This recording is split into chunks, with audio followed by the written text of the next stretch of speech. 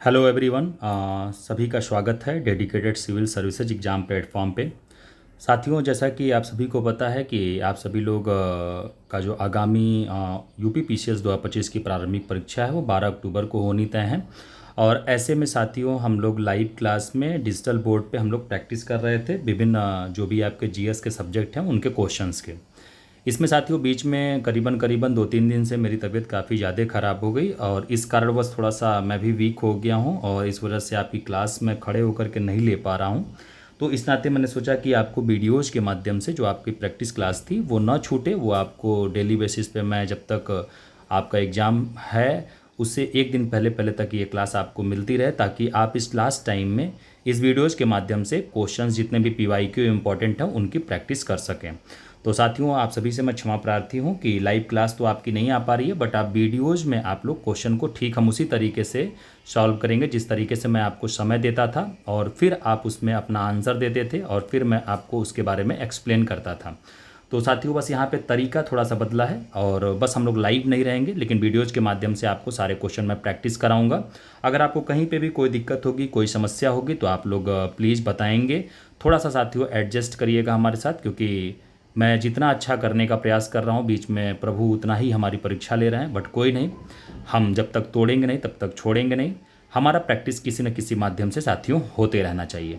तो साथियों, उम्मीद करता हूँ कि आप सभी लोग बिल्कुल स्वस्थ होंगे, मस्त होंगे, बहुत शानदार तरीके से आपकी पढ़ाई चल रही होगी, बहुत अच्छे तरीके से आप सभी लोग अपने कंटेंट का मल्टीपल टाइम रिवीजन कर रहे होंगे, ये मैं उम्मीद करता हूँ। और साथियों, इस लास्ट टाइम में आपको नए जो भी कुछ पॉइंट हैं, नए आपको कुछ भी सब्जेक्ट हैं वो आपको नहीं पढ़ना है।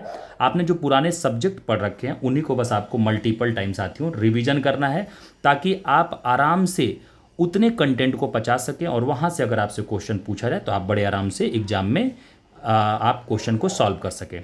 तो साथियों, ये हमारी पर्यावरण परिस्थिति की चौथी वाली क्लास है और इसमें आगे के जो प्रश्न आपके बचे हुए हैं उन प्रश्नों को हम लोग इसमें सॉल्व करेंगे। जैसे कि देखो, यहाँ सबसे पहला प्रश्न आपसे क्या पूछा गया है कि जैव विविधता को परिभाषित किया जाता है।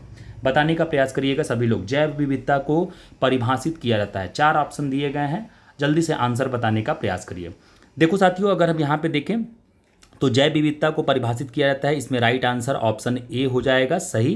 ठीक ना, मतलब कि किसी पर्यावरण में विभिन्न प्रजातियों की अगर जो श्रेणियां होती हैं उनको हम लोग जैव विविधता के रूप में परिभाषित कर सकते हैं। मतलब कि आपको याद रखना है, किसी भी पर्यावरण में विभिन्न जो भी प्रजातियां हैं उनकी श्रेणियों को जैव विविधता के रूप में हम लोग जानते हैं। आप जैसे देखते होंगे साथियों कि पर्यावरण में विभिन्न प्रकार की प्रजातियां कई समुदायों में संगठित रहती हैं और यही समुदाय मिलकर के आप देखेंगे एक परितंत्र का निर्माण भी करती हैं, और इसी आधार पे आप देखेंगे हम जैव विविधता का साथियों मापन करते हैं।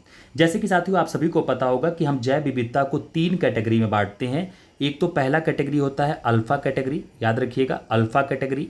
दूसरा आप देखेंगे तो जैव विविधता को हम लोग बीटा कैटेगरी में बांटते हैं साथियों, और तीसरा अगर आप देखें तो हम लोग जैव विविधता को गामा कैटेगरी में बांटते हैं। ये आप 3 कैटेगरियां याद रखेंगे और ये आपसे पूछा जा सकता है। तो अल्फा बीटा गामा, अगर आपसे साथियों यहाँ पे पूछा जाए कि जो यह विभाजन है, ये जो विभाजन है, ये विभाजन किसके द्वारा किया गया है, तो आप कहेंगे कि व्हिटेकर एक महोदय थे, व्हिटेकर महोदय, इनके द्वारा ये तीनों विभाजन दिया गया है अल्फा बीटा गामा में, ये आप ध्यान रखेंगे। चलिए अगले प्रश्न पे चलते हैं, नेक्स्ट प्रश्न देख लेते हैं। आप लोग इसी के साथ साथ आप लोग यहाँ से रिवीजन भी करते रहेंगे। सेकंड प्रश्न देखेंगे साथियों। सेकंड प्रश्न देखो आपसे क्या पूछा गया है। सेकंड में आपसे कहा जा रहा है कि जैव विविधता मापने के गणितीय सूचकांकों में से कौन सा एक स्थानीय स्तर पर समुदाय आवासीय क्षेत्र में माध्य प्रजाति विविधता को दर्शाता है। कोई बताएगा क्या? फटाफट थोड़ा सा बताने का प्रयास करिएगा। देखो, बड़ा शानदार सा प्रश्न किया गया कि जैव विविधता मापने के गणितीय सूचकांकों में से कौन सा एक स्थानीय स्तर पर किसी समुदाय आवासीय क्षेत्र में माध्य प्रजाति विविधता को दर्शाता है। अभी आप लोगों ने 3 आपने विभाजन देखा था ना व्हिटेकर महोदय का, वहीं से प्रश्न पूछा गया है, बताने का प्रयास करेंगे सभी लोग। देखो साथियों, अगर हम यहाँ पे जैव विविधता मापने के गणितीय सूचकांकों में देखें तो अगर किसी समुदाय और आवासीय क्षेत्र के माध्य प्रजाति की विविधता को दर्शाना है तो उसे हम लोग बोलते हैं अल्फा सूचकांक के माध्यम से उसे हम दर्शाते हैं। किसके माध्यम से दर्शाते हैं? अल्फा सूचकांक के माध्यम से हम लोग साथियों यहाँ पे दर्शाते हैं। ये आपको यहाँ से ध्यान रखना है। अच्छा चलो ठीक है, बीटा में हम लोग किसको दर्शाते हैं? बीटा में अगर आपसे पूछा जाए तो आप कहेंगे स्थानीय व क्षेत्रीय विविधता को हम लोग दर्शाएंगे। किसको दर्शाएंगे साथियों? आप कहना स्थानीय व क्षेत्रीय विविधता को दर्शाएंगे। ये थोड़ा सा ध्यान रखेंगे आप सभी लोग, क्षेत्रीय विविधता को हम लोग इसमें दर्शाते हैं। ठीक ना, विविधता को दर्शाते हैं। इसी तरीके से साथियों अगर आपसे पूछा जाए कि गामा सूचकांक में हम किसको दर्शाते हैं, तो आप कहेंगे कि किसी भी भूदृश्य की, यहां पे नोट कर लीजिएगा सभी लोग, किसी भूदृश्य की संपूर्ण विविधता, संपूर्ण जो विविधता है उसको हम लोग यहाँ पे दर्शाते हैं, ये आप ध्यान रखेंगे। चलिए अगले प्रश्न पे चलते हैं। नेक्स्ट प्रश्न देखिए आपसे क्या पूछा जा रहा है, इसको थोड़ा सा हम लोग बताते हैं। चलिए अगला प्रश्न देखो साथियों, आपसे क्या पूछा गया है, इस प्रश्न को हम लोग देखते हैं। से क्या कहा गया है, इसको थोड़ा सा आप लोग समझने का प्रयास करेंगे। देखो थर्ड प्रश्न आपसे क्या पूछा गया है, इसको समझना। आपसे कहा गया जैव विविधता का अर्थ क्या होता है, बताने का प्रयास करें फटाफट से, सभी लोग जल्दी जल्दी बताने का प्रयास करें। जैव विविधता का अर्थ फिर से आपसे एक बार अगेन पूछा गया है। अभी आप लोगों ने पीछे देखा था, एक बार ये क्वेश्चन रिपीट किया गया, फिर से दोबारा एक क्वेश्चन आ गया। देखो इसमें आंसर क्या हो जाएगा, आंसर इसमें सी होगा। मतलब कि एक निर्धारित क्षेत्र में जो विभिन्न प्रकार के पादप एवं जंतु होंगे उनको हम जैव विविधता के अर्थ के रूप में जानेंगे। तो ये थोड़ा सा आप सभी लोगों को याद रखना है। मतलब कि किसी भी पारिस्थितिकी तंत्र में जो भी विद्यमान सजीव प्रजातियां हैं, जिसमें पौधे, जंतु, ये सब शामिल किए जाते हैं, इन्हीं को हम याद रखेंगे। जो इनमें विविधताएं पाई जाती हैं उनको हम जैव विविधता के रूप में साथियों हम लोग क्या करते हैं, परिभाषित करते हैं। आगे चलते हैं, नेक्स्ट प्रश्न देख लेते हैं। नेक्स्ट प्रश्न देखिए, ऐसे क्या होगा ना कि फटाफट आप जल्दी से पीवाईक्यू को गो थ्रू हो जाएंगे और आप अपने एग्जाम हॉल में जाने से पहले सारा पीवाईक्यू एक बार कंप्लीट कर लेंगे। ओके चलिए अगला प्रश्न देखो, आपसे पूछा गया कि निम्नलिखित में से किसने सर्वप्रथम बायोडाइवर्सिटी शब्द का प्रयोग किया था। जल्दी से बताने का प्रयास करना, बायोडाइवर्सिटी शब्द का प्रयोग सबसे पहले किसके द्वारा किया गया है। कोई बताएगा क्या मुझे, बायोडाइवर्सिटी का प्रयोग सबसे पहले किसने किया था? कोई बताने का प्रयास करेगा, फटाफट से बताना जल्दी से। चलो मैं यहाँ पे मान के चल रहा हूँ कि आप लोग बता भी रहे हो, ठीक ना। आप अपने मन में जवाब देते रहना। देखो Walter G Rosen, Walter G Rosen यहाँ पे राइट आंसर होगा। बायोडाइवर्सिटी का सबसे पहले इन्होंने, आप देखेंगे साथियों तो इस शब्द का इन्होंने प्रयोग किया था, यह आपसे पूछा जा सकता है। अच्छा आपको ये थोड़ा सा यहाँ पे एक बार और आपको थोड़ी सी कुछ बातों को ध्यान रखना है। इसको आपसे पूछा जा सकता है कि भाई सबसे पहले चलो बायोडाइवर्सिटी पूछ लिया, लेकिन अगर आपसे पूछा जाएगा कि बायोलॉजिकल डाइवर्सिटी के रूप में सबसे पहले किसने बताया था, तो आप कहेंगे रेमंड एफ दासमैन ने 1968 में इनकी एक पुस्तक थी a different kind of country, उसमें उन्होंने दिया था। ओके चलिए आगे की तरफ हम लोग बढ़ते हैं फ्रेंड्स। अगला प्रश्न चलते हैं। अगला प्रश्न आप देखेंगे 5वें नंबर का प्रश्न, इसका जवाब आप लोग सभी लोग देंगे कमेंट बॉक्स में। चलिए अगला प्रश्न है, आपसे यहाँ पे कहा जा रहा है कि सर्वाधिक जैव विविधता कहाँ पाई जाती है। देखो बहुत इंपॉर्टेंट प्रश्न है ये, जल्दी से बताने का प्रयास करना सभी लोग। अगर आपसे पूछा जा रहा है कि सर्वाधिक जैव विविधता कहाँ देखने को मिलेगी, कौन बताएगा, जल्दी से बताने का प्रयास करना। सर्वाधिक जैव विविधता, देखो फ्रेंड्स यहाँ पे राइट आंसर क्या हो जाएगा, ए हो जाएगा, उष्णकटिबंधीय वर्षावनों में। जैसे कि मैं आपसे कहता हूँ कि देखो अगर ये हमारी पृथ्वी है, अगर ये हमारी पृथ्वी है और आपने देखा कि ये 0 डिग्री क्या है, विषुवत रेखा है। 0 डिग्री क्या है, विषुवत रेखा है। आप देखोगे तो साथियों यहाँ पे 23.5 डिग्री जो कर्क है और 23.5 डिग्री जो मकर है, इसके बीच में आप देखोगे तो सर्वाधिक आपको यहाँ पे क्या मिलेगी, जैव विविधताएं देखने को मिलेंगी। कहने का तात्पर्य ये है कि अगर आप देखोगे तो कर्क से लेकर के मकर तक के बीच में सर्वाधिक आपको जैव विविधता देखने को मिलेगी। क्यों? क्योंकि आप जैसे जैसे आप ध्रुवों से जैसे जैसे आप विषुवत रेखा की तरफ, यहाँ से विषुवत रेखा की तरफ आप आते हो, वैसे वैसे आप देखोगे तापमान, आर्द्रता और आपको कहाँ पे वर्षा में अंतर देखने को मिलेगा। ये ज्यादा आपको विषुवत रेखा की तरफ देखने को मिलेंगी, इसीलिए आप देखेंगे उष्णकटिबंधीय वर्षावन में साथियों सर्वाधिक जैव विविधता आपको देखने को मिलती है। अगला प्रश्न देखते हैं। अगला प्रश्न देखो आपसे यहाँ पे क्या पूछा गया, नेक्स्ट प्रश्न देखो, छठा नंबर प्रश्न देखना। आपसे कहा जा रहा है कि जैव विविधता में परिवर्तन होता है, बताने का प्रयास करिएगा। जैव विविधता में परिवर्तन होता है, कौन बताएगा, फटाफट से बताने का प्रयास करिएगा। जैव विविधता में परिवर्तन कब होता है? देखो साथियों जैव विविधता में परिवर्तन तभी होता है जब भूमध्य रेखा की तरफ हम लोग बढ़ते हैं, तो जैव विविधता में आपको परिवर्तन देखने को मिलेगा। अभी मैंने आपसे क्या कहा कि देखो बाबू ये क्या है, ये एक पृथ्वी है। पृथ्वी पे आपने देखा कि ये 0 डिग्री विषुवत रेखा है, भूमध्य रेखा कह दो। जैसे जैसे आप यहाँ नॉर्थ पोल से और इधर आप साउथ पोल से आप देखोगे कि विषुवत रेखा की तरफ बढ़ोगे, वैसे वैसे आप देखोगे कि आपके भूमध्य रेखा की तरफ जैसे आप बढ़ोगे वैसे जैव विविधता आपको ज़्यादा देखने को मिलेगी। कहने का तात्पर्य बस इतना ही है कि अगर मान लो ये पृथ्वी है और इस पृथ्वी को अगर बीच से हम अक्षांशी रेखा से काटते हैं 0 डिग्री से, तो जैसे जैसे हम इस 0 डिग्री से ऊपर की तरफ नॉर्थ पोल तक जाएं या हम जैसे जैसे इस 0 डिग्री से नीचे की तरफ साउथ पोल तक आएँ, आप देखेंगे ये जैव विविधता ह्रास होता है, घटती है। लेकिन जैसे हम यहाँ पे नॉर्थ नॉर्थ पोल से विषुवत रेखा की तरफ आएँ, साउथ पोल से विषुवत रेखा की तरफ आएँ, तो ऐसे में जैव विविधता आपको बढ़ती हुई देखने को मिलेगी। ये कॉन्सेप्ट एकदम आप क्लियर रखना। ओके, ये कई बार आपसे क्वेश्चन रिपीट किया गया है। चलो अगला प्रश्न देख लेते हैं। अगला प्रश्न देखो, आपसे कह रहा है कि सर्वाधिक जैव विविधता कहाँ पे पाई जाती है, बताने का प्रयास करना। सर्वाधिक जैव विविधता अब आपको कहाँ पे देखने को मिलेगी, जल्दी से बताने का प्रयास करना। सर्वाधिक जैव विविधता आपको कहाँ पे देखने को मिलेगी, आपसे पूछा गया है, बताने का प्रयास करना। सर्वाधिक जैव विविधता, देखो अगर हम यहाँ पे देखेंगे तो यहाँ पे शांत घाटी में सर्वाधिक जैव विविधता देखने को मिलेगी और शांत घाटी इज राइट आंसर हो जाएगा। आप देखोगे शांत घाटी कहाँ है फ्रेंड्स, तो आप कहोगे कि सर ये देखो केरल में है। कहाँ पे है, केरल में है। आपने देखा होगा कि इसी को हम लोग साइलेंट वैली भी कह देते हैं और यहाँ पे सबसे ज़्यादा आप देखेंगे जैव विविधता देखने को मिलती है। तो याद रखिएगा, इसको आपसे कई बार एग्जाम में साइलेंट वैली दे करके पूछ लेता है, इसको थोड़ा सा आप लोग ध्यान रखोगे। ओके, चलो आगे की तरफ बढ़ते हैं, नेक्स्ट प्रश्न चलते हैं। अगला प्रश्न देखना, अगला प्रश्न देखो आपसे क्या पूछा गया है, इसको थोड़ा सा अब हम लोग समझ लेते हैं। कह रहा है कि फूलों की घाटी कहाँ पे अवस्थित है, बताना। तो फूलों की घाटी कहाँ पे अवस्थित है, जल्दी से बताने का प्रयास करना। फूलों की घाटी कहाँ पे अवस्थित है।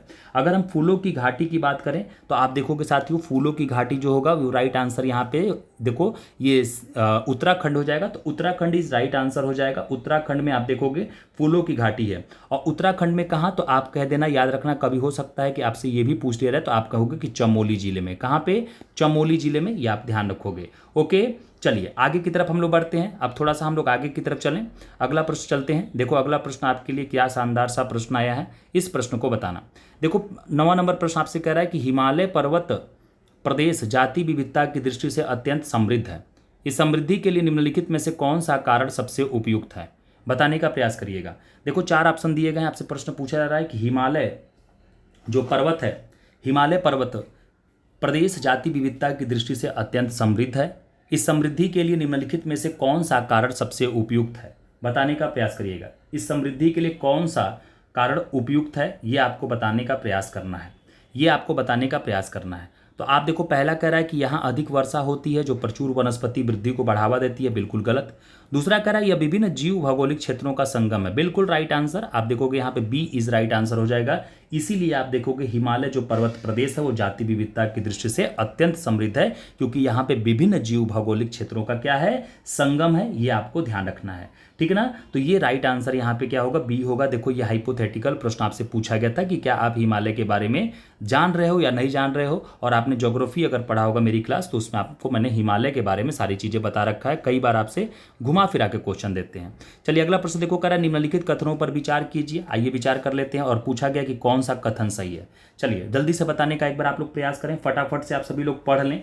मैं उम्मीद करता हूं कि आप सभी लोगों को मैं समय दे रहा हूं, इसमें आप फटाफट अपना आंसर खुद से दे रहे होंगे और अपने आप को जांच करने का प्रयास करिएगा कि आप कितना क्वेश्चन सही कर रहे हैं। ओके, चलो यहां पे देखते हैं। पहला कथन कह रहा है कि उच्चतर अक्षांशों की तुलना में निम्नतर अक्षांशों में जैव विविधता समानता अधिक होती है। अभी मैंने आपको बताया था बाबू कि देखो जैसे ही 0 डिग्री है, उच्चतर अक्षांश का मतलब नॉर्थ पोल से अगर हम साउथ पोल की तरफ आ रहे हैं, साउथ पोल से अगर हम इधर विषुवत रेखा की तरफ आ रहे हैं तो ये निम्नतर अक्षांश है, मतलब कि कम की तरफ हम आ रहे हैं। क्योंकि आपने देखा होगा ना, अक्षांश में यही तो है, 0 डिग्री के ऊपर हम कहते हैं 1 2 3 4 ऐसे बढ़ते चले जाते हैं, 0 डिग्री नीचे 1 2 3 4। तो ऐसे में ये बात तो सही कही गई है। दूसरी बात कही जा रही है कि पर्वतीय प्रवणताओं ग्रेडियंट्स में उच्चतर अक्षांशों की तुलना में निम्नतर उनतांशों में जैव विविधता समानता अधिक होती है। ये भी बात सही है। तो आप देखेंगे साथियों यहाँ पे दोनों का दोनों सी इज राइट आंसर हो जाएगा, ये आप ध्यान रखेंगे। आगे की तरफ बढ़ते हैं साथियों, आगे की तरफ बढ़ते हैं, अगला क्वेश्चन देखते हैं। नेक्स्ट प्रश्न देखिए, आपसे कह रहा है निम्नलिखित क्षेत्रों पर विचार कीजिए। पहला कह रहा है पूर्वी हिमालय, दूसरा कह रहा है पूर्वी भूमध्य सागरीय क्षेत्र, तीसरा कह रहा है उत्तर पश्चिमी ऑस्ट्रेलियाई। कह रहा है उपयुक्त में से कौन सा जैव विविधता के हॉट स्पॉट है, बताने का प्रयास करिए। कौन जैव विविधता के यहाँ पे हॉट स्पॉट आपको देखने को मिलेंगे, बताने का प्रयास करिएगा।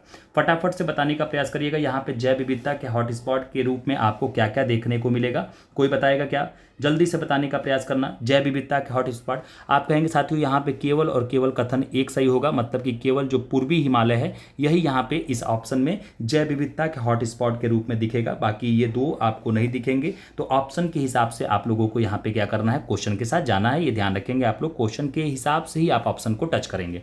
अगला प्रश्न देखो, 12 नंबर आपसे कह रहा है कि भारत में जैव विविधता के तापस्थल हॉट स्पॉट को याद रखिएगा, हिंदी में तापस्थल भी कभी कभी दे देता है, तो आप कंफ्यूज नहीं होंगे। आपसे कह रहा है जैव विविधता के ताप स्थल हॉट स्पॉट हैं भारत में, बताने का प्रयास करिए। भारत में जैव विविधता के ताप स्थल हॉट स्पॉट कौन कौन से हैं? तो आपको यहाँ पे याद रखना है पूर्वी हिमालय और पश्चिमी घाट, मतलब कि राइट आंसर यहाँ ऑप्शन के हिसाब से क्या हो जाएगा? सी हो जाएगा। ये आपको ध्यान रखना है। जैसे आपने देखा होगा साथियों कि पूर्वी हिमालय में, पूर्वी हिमालय, हिमालय का मतलब जो आपने गारो खासी जयंतिया वाला रीजन देखा ना नॉर्थ ईस्ट क्षेत्र में, वो भी आपका क्या है हॉट स्पॉट के क्षेत्र में आता है। पश्चिमी घाट आपको पता ही है। और आप देखेंगे साथियों तो थोड़ा बहुत आपको अंडमान निकोबार भी आपको देखने को मिलेगा। कौन सा? अंडमान निकोबार भी आपको देखने को मिलेगा। ये भी थोड़ा सा ध्यान रखिएगा। यहाँ पे भी आपको हॉट स्पॉट आपको जैव विविधता का बहुत ज़्यादा देखने को मिलता है। आगे की तरफ बढ़ते हैं फ्रेंड्स, अगले प्रश्न पे चलते हैं। अगला प्रश्न देखिए आपसे यहाँ पे क्या पूछा गया है। देखो आपसे कहा गया है यहाँ पे कि निम्नलिखित कथनों पर विचार कीजिए और कौन सा कथन सही है ये आपको बताना है। चलो फटाफट से जल्दी से एक बार सभी लोग यहाँ पे ट्राई करो तो इस क्वेश्चन का आंसर कि क्या होगा। पहला कह रहा है कि जैव विविधता हॉटस्पॉट केवल उष्णकटिबंधीय प्रदेशों में स्थित है। ये बात एकदम गलत है।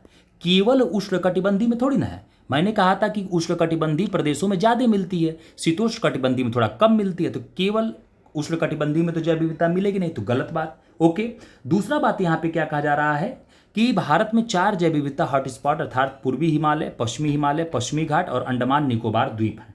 ये भी देखोगे साथियों तो ये ऑप्शन यहाँ पे क्या है? गलत दिए गए हैं। ठीक है ना, ये भी ऑप्शन यहाँ पे क्या दिए गए हैं? गलत दिए गए हैं। मतलब कि कहने का मतलब ये है कि आपको यहाँ पे ध्यान रखना है कि जैव विविधता हर जगह है, बस उष्णकटिबंधीय में ज़्यादा है। सेकंड पॉइंट आपसे कहा जा रहा है कि जो आपके हॉट स्पॉट जोन है भारत में वो कितने हैं? तो यहाँ पे आपसे कहा गया कि 4 हैं, और 4 में आपको कितने का नाम दिया गया? 1, 2 और आप देखेंगे 3 और 4 का दिया गया। आइए थोड़ा सा हम लोग समझ लेते हैं कि कहाँ कहाँ है। सबसे पहले तो आपको याद रखना है पूर्वी हिमालय होगा। पूर्वी हिमालय के बाद से आपको याद रखना है पश्चिमी घाट होगा। पश्चिमी घाट के बाद से अधिकतर पूर्वोत्तर और अंडमान जो निकोबार द्वीप समूह है वो होगा। तो ये आपको यहाँ पे ध्यान रखना है, मतलब कि ये 4 से अधिक हैं। ठीक ना, तो ये थोड़ा सा ध्यान रखना है आप सभी लोगों को। तो यहाँ पे न तो 1 न तो 2 सही होगा, ये आप लोग थोड़ा सा याद रखेंगे। केवल ये एग्जैक्ट 4 का नाम दिया था, जबकि थोड़े बहुत मात्रा में तो और भी जगह पे हैं, ये थोड़ा सा आप लोग यहाँ पे ध्यान रखेंगे। ओके राइट, चलिए अगले प्रश्न पे चलते हैं। अगला प्रश्न हम लोग देख लेते हैं। यहाँ पे अगला प्रश्न कह रहा है कि भारत में निम्नलिखित में से कौन सा क्षेत्र जैव विविधता तप्त स्थल पूछा, तो हॉट स्पॉट के बारे में पूछ रहा है कि भारत में कौन सा हॉट स्पॉट के रूप में जाना जाता है। तो यहाँ पे बताने का प्रयास करना मेरे फ्रेंड्स, यहाँ पे बताने का प्रयास करना। हॉट स्पॉट के रूप में आपसे पूछा गया, तप्त स्थल के रूप में पूछा गया। जल्दी से बताने का प्रयास करिए, जल्दी से बताने का प्रयास करिए। तप्त स्थल के रूप में पूछा गया, कौन बताएगा? फटाफट बताइएगा। तप्त स्थल के रूप में पूछा गया, जल्दी से बताने का प्रयास करिएगा। कौन बताएगा? जल्दी से बताने का प्रयास करो, जल्दी से बताइए। तो आप देखोगे क्या होगा? पश्चिमी घाट। ओके, अधिकतर बच्चे पूर्वी घाट के साथ चल जाते हैं, जबकि ये गलत है। यहाँ पे अगर पूर्वी हिमालय होता तब ये सही हो जाता, ठीक ना। तो ये याद रखना, पश्चिमी घाट इज राइट आंसर होगा। चलो अगले प्रश्न पे चलते हैं। अगला प्रश्न देखो, अगला प्रश्न आपसे यहाँ पे क्या पूछा गया है, इसको थोड़ा सा आप लोग समझेंगे। देखो आपसे अगला प्रश्न कहा गया है कि भारत में जैव विविधता प्रखर स्थल हॉट स्पॉट हैं, कहाँ कहाँ पे?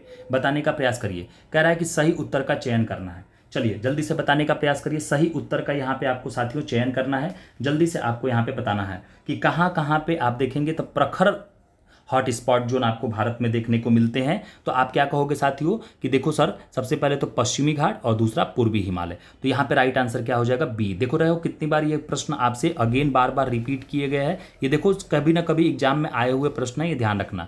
आगे देखो फिर से पूछा गया कि भारत में निम्नलिखित क्षेत्रों में से कौन से जैव विविधता की दृष्टि से उत्तेजनशील स्थल माने जाते हैं। अब देखो पूछा गया कि सही कथन का चयन कीजिए। उत्तेजनशील स्थल पूछ रहा है कि कौन सा माने जाते हैं, बताने का प्रयास करिए। उत्तेजनशील दे दे या हॉट स्पॉट दे दे या तप्त स्थल दे दे, सबका मतलब एक ही समझना है। आप सीधे यहाँ पे क्या कहोगे कि सर देखो एक तो पूर्वी हिमालय है और एक पश्चिमी घाट है, मतलब कि यहाँ पे हम कह सकते हैं कि सर देखो यहाँ पे 1 और 3 इज राइट आंसर है। देखो पश्चिमी हिमालय होगा नहीं, पश्चिमी हिमालय की जगह पूर्वी हिमालय होगा। पूर्वी घाट होगा नहीं, पूर्वी घाट को कैंसिल ही कर दो। तो 1 और 3 यहाँ पे क्या हो जाएगा? राइट आंसर हो जाएगा। चलो अगले प्रश्न पे चलते हैं। अगला प्रश्न देखो आपसे क्या यहाँ पे पूछा गया है। देखो कथन और कारण, एक तरफ कथन दिया गया है, एक तरफ कारण दिया गया है। इसको थोड़ा सा आंसर करने का प्रयास करना। कथन और कारण दिया गया है, इसका आंसर करने का मेरे प्यारे भाई प्रयास करना है। आप सभी लोगों को जल्दी से बताने का प्रयास करना है कि यहाँ पे राइट आंसर क्या होगा। जल्दी से बता देना सभी लोग। देखो कह रहा है कि लिम्नेटिक क्षेत्र में पादप प्लवक अधिकता में वृद्धि करते हैं। बिल्कुल सही बात है, अभी मैं समझाता हूं क्योंकि। अब देखो ऐसे प्रश्न में बीच में यहाँ पे क्योंकि लगा दिया जाता है ताकि हम कनेक्टिविटी देखें बन रहा है कि दोनों में नहीं। देखो लिम्नेटिक क्षेत्र में पादप प्लवक अधिकता में वृद्धि करते हैं, क्योंकि लिम्नेटिक क्षेत्र पानी का खुला क्षेत्र होता है। तो यहाँ पे देखो मेरे प्यारे भाई, यहाँ पे दोनों की दोनों बातें सही कही गई हैं और व्याख्या भी सही होगा। देखना थोड़ा सा यहाँ पे हम लोग कुछ चीज़ों को समझने का प्रयास करते हैं। जैसे आपने पादप प्लवक देखा होगा, फाइकोप्लैंक्टन के बारे में आपने सुना होगा। तो फाइकोप्लैंक्टन आप देखेंगे तो ये एक सूक्ष्म जीव होता है जो जलीय वातावरण में आपको देखने को मिलता है। और आप देखेंगे साथियों, तो ये जो आपके फाइकोप्लैंक्टन है, जो पादप प्लवक हैं, इनकी वृद्धि जो होती है वो कार्बन डाइऑक्साइड से, सूर्य के प्रकाश एवं पोषक तत्वों की उपलब्धता में निर्भर होती है। लिम्नेटिक क्षेत्र में आप देखेंगे तो ये जो फाइटोप्लैंक्टन होते हैं ये अधिकता तौर पे वृद्धि करते हैं, क्योंकि ये आप देखेंगे तो यह जल में खुला क्षेत्र होता है। तो इसलिए यहाँ पे राइट आंसर साथियों यहाँ पे क्या हो गया, बी हो गया। ये आप समझ गए होंगे। जल्दी जल्दी फटाफट सुन लीजिएगा, जितना जल्दी हम लोग करेंगे उतना जल्दी हम ज़्यादा से ज़्यादा क्वेश्चन को कवर कर सकते हैं। आगे देखो कह रहा है कि जैव विविधता के ह्रास का मुख्य कारण क्या है, बताने का प्रयास करना। जैव विविधता के मुख्य ह्रास का कारण क्या है, यहाँ पे ऑप्शन बताने का प्रयास करना। जैव विविधता के ह्रास का मुख्य कारण यहाँ पे आपको देखने को क्या मिल रहा है, जल्दी से बताओ, फटाफट बताने का प्रयास करो। कौन बताएगा, जल्दी से बताने का प्रयास करना। जैव विविधता के ह्रास का मुख्य प्रमुख कारण आपसे यहाँ पे पूछा गया है, जल्दी से बताने का प्रयास करिएगा, जल्दी से बताने का प्रयास करिएगा। सीधा आप कह दोगे कि सर देखो जैव विविधता का ह्रास तभी होगा जब प्राकृतिक आवास का हम विनाश करेंगे, ठीक है ना। तो यहाँ पे ये एक एग्जैक्ट कारण आपका यहाँ पे ऑप्शन डी हो जाता है, ठीक है ना। तो डी जितने लोगों ने बताया बिल्कुल राइट आंसर है। अगला प्रश्न चलते हैं। अगला प्रश्न देखो आपसे पूछा गया कि निम्नलिखित में से कौन भौगोलिक क्षेत्र में जैव विविधता के एक मिनट थोड़ा सा रुकिएगा, जैव विविधता के लिए ये 4 काट दीजिएगा। करेक्ट, निम्नलिखित में से कौन भौगोलिक क्षेत्र में जैव विविधता के लिए संकट हो सकते हैं, और सही उत्तर का चयन करना है। जैव विविधता के लिए आपको पूछ रहा है कि कौन इनमें से संकट हो सकते हैं, ये आपको बताना है। आप देखोगे साथियों वैश्विक तापमान, अगर आप देखेंगे कि जब तापमान में वृद्धि होगी तो ऐसे में भी ये भी जैव विविधता के लिए ह्रास का कारण होगा। दूसरा आप देखेंगे अगर आवास का विखंडन होगा। तीसरा विदेशी जाति का संक्रमण, मतलब कि कोई और जाति किसी और जाति के क्षेत्र में आकर के रहने लगे। शाकाहार को प्रोत्साहन, ये आप देखेंगे जैव विविधता का इसमें आप देखेंगे संकट नहीं होगा। तो यहाँ पे राइट आंसर आप क्या कहेंगे, 1 2 3। ओके, चलिए आगे की तरफ बढ़ते हैं, नेक्स्ट प्रश्न चलते हैं। अगला प्रश्न देख लेते हैं। अगला प्रश्न आपसे क्या कहा जा रहा है। अगला प्रश्न देखो आपसे कहा गया है कि कथन और कारण, कथन दिया गया है और कारण दिया गया है, फटाफट बताने का प्रयास करिए। कथन और कारण देखो आपसे यहाँ पे दिया गया है, इसका आंसर क्या होगा, जल्दी से बताने का प्रयास करना, जल्दी से बताने का प्रयास करना। यहाँ पे फ्रेंड्स आंसर क्या होगा, चलो आप लोगों ने सोच लिया होगा। देखो अब हम लोग यहाँ पे थोड़ा इसको सॉल्व करते हैं। कथन कह रहा है कि उष्णकटिबंधीय देशों में तितलियों की प्रजातियां सर्वाधिक संख्या में पाई जाती हैं। बिल्कुल सही बात है, क्योंकि तितलियां कम तापमान में नहीं रह सकती हैं। ये दोनों की दोनों बातें सही हैं, इसलिए आप कहेंगे व्याख्या सही है। आप देखेंगे साथियों उष्ण कटिबंधीय देशों में तितलियों की प्रजाति सर्वाधिक संख्या में पाई जाती हैं, क्योंकि तितलियां कम तापमान में नहीं रह सकती। जैसे आपने गर्मियों के दिनों में देखा होंगे, जब हम लोग बचपन में थे और नाना नानी के यहाँ घूमने जाते थे, या कभी भी आप देखे होंगे कि जब छुट्टियों में आप घर घूमने जाते होंगे, आपने देखा होगा गर्मियों के महीने में क्या होता था कि तितलियां आपको देखने को मिलती हैं, ठंडियों में आपको तितलियां देखने को नहीं मिलती हैं। तो ये बात यहाँ पे बिल्कुल सही कहा जा रहा है, ये आप ध्यान रखोगे, ठीक ना।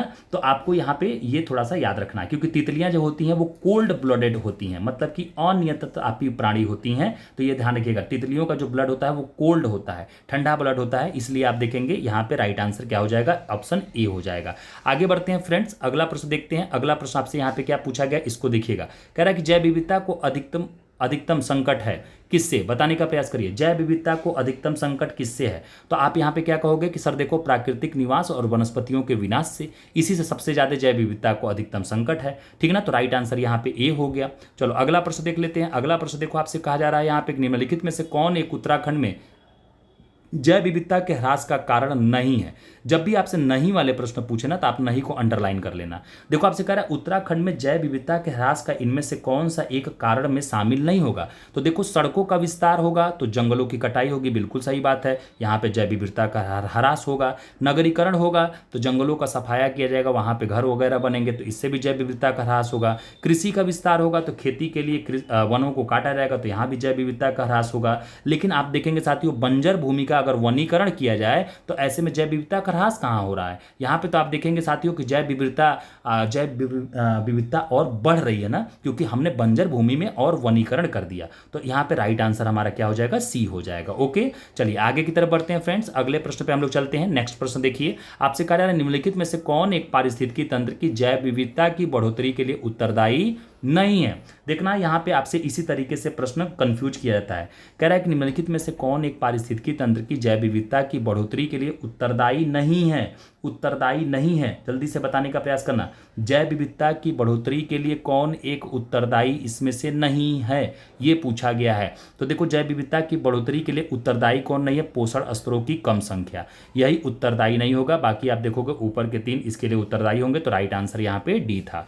आगे बढ़ते हैं, अगला प्रश्न देख लेते हैं फ्रेंड्स। अगला प्रश्न आपसे कह रहा है कि निम्नलिखित में से कौन सी जैव विविधता के संरक्षण के लिए महत्वपूर्ण रणनीति है, बताने का प्रयास करिएगा। कौन सी जैव विविधता के संरक्षण के लिए महत्वपूर्ण रणनीति है, ये बताने का प्रयास करेंगे। तो इसके लिए हम लोग क्या करते हैं, जैव मंडल रिजर्व बनाते हैं ताकि हम जैव विविधता का संरक्षण कर पाएं। क्योंकि आप लोगों ने देखा होगा कि जैव मंडल जो रिजर्व होते हैं उनकी स्थापना का उद्देश्य सिर्फ और सिर्फ यही होता है प्राकृतिक एवं जो अर्ध प्राकृतिक भूमि है उस पर जैव विविधता का संरक्षण करना, ठीक ना। तो ये आप सभी लोगों को थोड़ा सा यहाँ पे ध्यान रखना है। अच्छा याद रखिएगा, जैव विविधता का जो संरक्षण होता है उसको हम लोग 2 तरीके से करते हैं, 2 तकनीकें अपनाते हैं। एक स्वस्थानीय जिसको हम इन सीटू कहते हैं, और एक बाह्य स्थानीय जिसको हम लोग एक्स सीटू कहते हैं। ये 2 तरीका हम लोग जैव विविधता के संरक्षण के लिए फ्रेंड्स अपनाते हैं, ये आप ध्यान रखेंगे। चलिए नेक्स्ट प्रश्न पे चलते हैं, अगला प्रश्न देख लेते हैं। अगला प्रश्न देखो बाबू, यहाँ पे आपसे क्या पूछा गया है, कहा जा रहा है कि निम्नलिखित में से कौन सा स्थल वनस्पति संरक्षण हेतु स्वस्थानीय पद्धति नहीं है, इन सीटू नहीं है। लो भैया,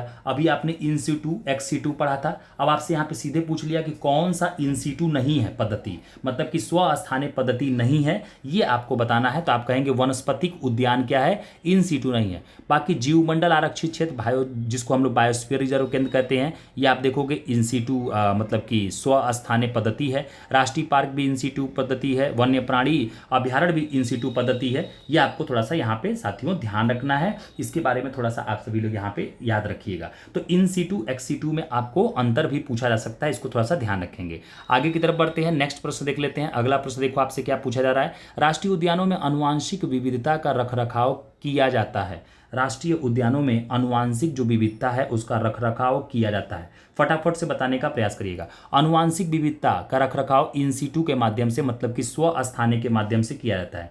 जैसे आप लोगों ने देखा होगा कि राष्ट्रीय उद्यान तथा जो वन्यजीव अभ्यारण्य होते हैं उसमें इन सीटू जिसको हम लोग बोलते हैं स्वस्थानीय के द्वारा आनुवंशिक विविधता का रखरखाव किया जाता है। वहीं पर आप देखेंगे जब किसी वनस्पति या जीवों का संरक्षण जैसे मान लीजिए कि उनके मूल प्राकृतिक आवास क्षेत्र में ही किया जाता है तो उन्हें इन सीटू परीक्षण कहते हैं। जबकि जब उन्हें उनके मूल स्थान से पृथक कहीं दूसरे स्थान पे आप देखेंगे संरक्षित किया जाता है तो उसे हम लोग एक्स सीटू संरक्षण कहते हैं। ये आप लोग ध्यान रखेंगे, ठीक ना। तो एक्स सीटू में एक जगह से दूसरी जगह हम लोग उसका संरक्षण कर रहे हैं, और इन सीटू में हम क्या करते हैं, वहीं सेम जगह हम उसका संरक्षण करते हैं। अगला प्रश्न देखो, निम्नलिखित में से कौन स्ववासन संरक्षण नीति का उदाहरण नहीं है, बताने का प्रयास करना। निम्नलिखित में से कौन सा स्ववासन संरक्षण रणनीति का उदाहरण नहीं है, बताने का प्रयास करना। मतलब कि इन सीटू का उदाहरण कौन सा इसमें से नहीं है। आप सीधे कहना वनस्पतिक बाग।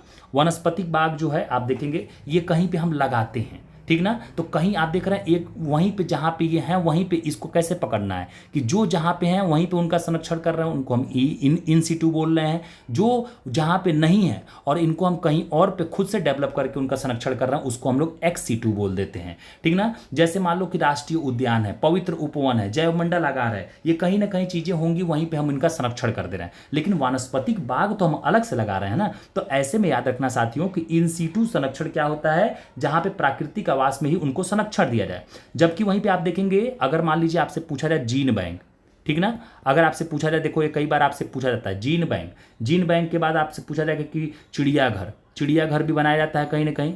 चिड़ियाघर भी आप देखो कहीं ना कहीं बनाया जाता है। फिर आप देखोगे एक्वेरियम भी बना करके यहाँ पे हम विभिन्न तरह के प्रजातियों का संरक्षण करते हैं। तो ये सब आपके किस में आएंगे, ये आप देखेंगे साथियों। ये जो जीन बैंक, चिड़ियाघर, एक्वेरियम है, ये जो वनस्पतिक बाग है, ये सब के सब किस में आएंगे, एक्स सीटू में आएंगे। किस में आएंगे, एक्स सीटू में शामिल होंगे। ये आपको ध्यान रखना है, ओके, ठीक है ना। तो यहाँ पे एक्स सीटू इन सीटू पूछेगा तो आपको सिर्फ इसी लॉजिक पे टिक करना है कि जो जहाँ पे हैं वहीं उनका संरक्षण हो रहा है वो इन सीटू में, और जो जहाँ नहीं है उनको बाहर ले जा करके कर रहा है। जैसे मान लो बागवान लगाना, तो बागवान लगाना में हम बागानी लगा रहे हैं, वहाँ पे हम अलग तरीके का क्या करेंगे, जैव विविधता को पनपने का मौका देंगे, मतलब कि वो एक्स सीटू हो जाएगा। लेकिन अब जहाँ पे वन है उसी वन को हमने संरक्षित कर दिया तो वो किस में आ जाएगा, इन सीटू में शामिल हो जाएगा। इस तरीके से समझ लीजिएगा। अगला प्रश्न देखो, कह रहा है निम्नलिखित में से क्रायो बैंक XC2 संरक्षण के लिए कौन सी गैस समानता प्रयोग होती है? बताने का प्रयास करिएगा। XC2 संरक्षण के लिए निम्नलिखित में से कौन सी गैस समानता प्रयोग की जाती है, ये आपसे पूछा गया है, बताने का प्रयास करिएगा। जल्दी से बताने का प्रयास करिएगा। तो आप कहेंगे यहाँ पे राइट आंसर क्या हो जाएगा? ए हो जाएगा, नाइट्रोजन। जैसे देखना साथियों, XC2 संरक्षण की एक ऐसी प्रक्रिया होती है जिसके द्वारा आप देखोगे वनस्पतियों एवं जानवरों की जो विलुप्त प्राय प्रजातियों का संरक्षण होता है उनके प्राकृतिक आवासों से पृथक स्थान पर किया जाता है। XC2 परीक्षण के तहत ही आप देखेंगे तो जीवित शुक्राणुओं, अंडों तथा भ्रूणों के नमूनों को अत्यंत कम तापमान पर द्रवित नाइट्रोजन में रख करके हम देखते हैं साथियों यहाँ पे क्या करते हैं? संरक्षित करते हैं, उनको हम लोग यहाँ पे उनका संरक्षण देते हैं। अगला प्रश्न देखो, आपसे कहा जा रहा है कि जैव विविधता के साथ साथ मनुष्य के परंपरागत जीवन के संरक्षण के लिए सबसे महत्वपूर्ण रणनीति निम्नलिखित में से किस एक की स्थापना करने में निहित है? किस एक की स्थापना करने में निहित है, ये आपसे पूछा गया है। तो यहाँ पे आप क्या कहोगे कि जीवमंडल निचय, मतलब कि रिजर्व, जीवमंडल रिजर्व, जीवमंडल निचय। देखना, जैव विविधता के साथ साथ जो मनुष्य के परंपरागत जीवन के संरक्षण के लिए आप देखेंगे सबसे महत्वपूर्ण रणनीति जैवमंडल आरक्षित क्षेत्र की स्थापना करने में निहित है। एक जीवमंडल आरक्षित क्षेत्र में मानव भी व्यवस्था का अभिन्न अंग हो सकता है। ये थोड़ा सा आपको यहाँ से साथियों ध्यान रखना था। आगे की तरफ बढ़ते हैं फ्रेंड्स, नेक्स्ट प्रश्न चलते हैं। अगला प्रश्न देखो, आपसे पूछा गया है यहाँ पे क्या कि निम्न में से कौन एक प्रवाल विरंजन का सबसे अधिक प्रभावी कारक है? बताने का प्रयास करिएगा। निम्न में से कौन एक प्रवाल विरंजन का सबसे अधिक प्रभावी कारक होता है? कोई बताएगा क्या मुझे? जल्दी से बताने का प्रयास करिएगा। आप कहेंगे साथियों कि सागरीय जल के सामान्य तापमान में वृद्धि होना। जो सागरों में जल के तापमान का वृद्धि होता है वो प्रवाल विरंजन का सबसे अधिक प्रभावी कारण होता है, क्योंकि आपने देखा होगा जो प्रवाल विरंजन है समुद्री तापमान और अम्लता में वृद्धि, वैश्विक उष्मन सहित पर्यावरण दबाव के कारण होता है, जिसमें सहजीवी शैवाल का मोचन और प्रवालों की मृत्यु दोनों घटित होती है। जैसे मान लीजिए जो आपने देखा होगा ना, प्रवाल भित्ति जो बनते हैं उनको अगर आप देखेंगे कि कुछ टेम्परेचर 20 से 22 डिग्री सेल्सियस तक वो सह लेते हैं, जब उससे जाते हैं उनको टेम्परेचर मिलेगा और बहुत कम माइनस में चला जाएगा, तो ऐसे में प्रवाल विरंजन की घटना आपको देखने को मिलती है, जिसको हम लोग कहते हैं कि कोरल लीफ क्या हो रहा है? खत्म हो रहे हैं। ओके, चलिए अगला प्रश्न चलते हैं साथियों। अगला प्रश्न देखिए, आपसे कह रहा है निम्न में से कौन सा प्रवाल विरंजन में सर्वाधिक महत्वपूर्ण कारक है?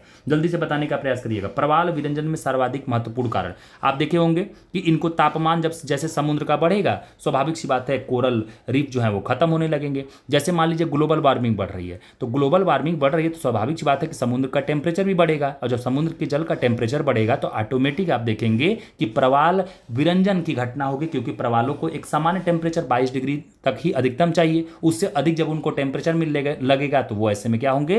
उनका खात्मा आपको देखने को मिलेगा। ओके, चलिए अगले प्रश्न पे चलते हैं साथियों। अगला प्रश्न हम लोग देख लेते हैं। आपसे पूछा गया है निम्नलिखित में से किन में प्रवाल भित्तियां हैं? सही उत्तर का चयन कीजिए, बताने का प्रयास करिएगा। कहां कहां आपको प्रवाल भित्तियां देखने को यहां पे मिलेंगी ऑप्शन के हिसाब से? ऐसे में आप कहेंगे अंडमान निकोबार में देखने को मिलेंगी, कच्छ की खाड़ी, मन्नार की खाड़ी। सुंदरवन प्रवाल भित्तियों का नहीं है, ये आप ध्यान रखेंगे। तो 1 2 3 यहाँ पे क्या हो जाएगा? Right answer. मतलब कि अंडमान निकोबार द्वीप, कच्छ की खाड़ी, मन्नार की खाड़ी, इन सभी जगहों पे आपको प्रवाल भित्तियां देखने को मिलेंगी। अच्छा, जो आपका लक्षद्वीप है ना, लक्षद्वीप भी आप देखेंगे उसके भी कुछ आइलैंड प्रवाल भित्तियों के ही बने हुए हैं, ये आप ध्यान रखेंगे। अगला प्रश्न देखो, कह रहा है कि जैव विविधता निम्नलिखित माध्यमों द्वारा मानव अस्तित्व का आधार बनी हुई है। इसका आंसर करने का प्रयास करिएगा और कह रहा है कि सही उत्तर का चयन करिए। जल्दी से बताने का प्रयास करिए।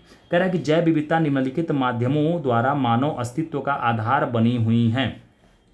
किसके द्वारा? तो आप कहेंगे मृदा निर्माण, अपशिष्ट का पुनः चक्रण, मृदा अपरदन की रोकथाम, शस्य परागण। तो यहाँ पे आप कह दोगे कि ऑप्शन डी क्या हो जाएगा? राइट आंसर हो जाएगा। याद रखिएगा, जैव विविधता जो मृदा निर्माण, मृदा अपरदन की रोकथाम, अपशिष्ट का पुनः चक्रण और शस्य परागण द्वारा मानव अस्तित्व का आधार बनी हुई है। ये आपको यहाँ से साथियों, ये फ्रेंड्स आपको ध्यान रखना था। ये क्वेश्चन पे आप लोगों से पूछा जा सकता है, इसको थोड़ा सा आप लोग यहाँ से याद रखेंगे।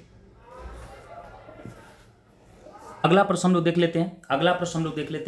अगले प्रश्न में देखो, अगला प्रश्न आपसे यहाँ पे क्या कहा जा रहा है? अगला प्रश्न कहा जा रहा है कि रेड डाटा बुक में आंकड़े सम्मिलित हैं।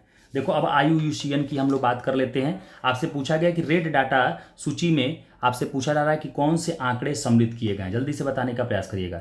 रेड डाटा बुक में आंकड़े सम्मिलित हैं, जल्दी से बताने का प्रयास करिए। रेड डाटा बुक में आंकड़े सम्मिलित हैं, किसके सम्मिलित होते हैं? आप कहेंगे साथियों लुप्त प्राय प्रजाति के। किसके? लुप्त प्राय प्रजाति के आंकड़े यहाँ पे सम्मिलित किए जाते हैं। किसमें? रेड डाटा बुक में। यह आपको यहाँ पे ध्यान रखना है। ओके, ठीक है ना।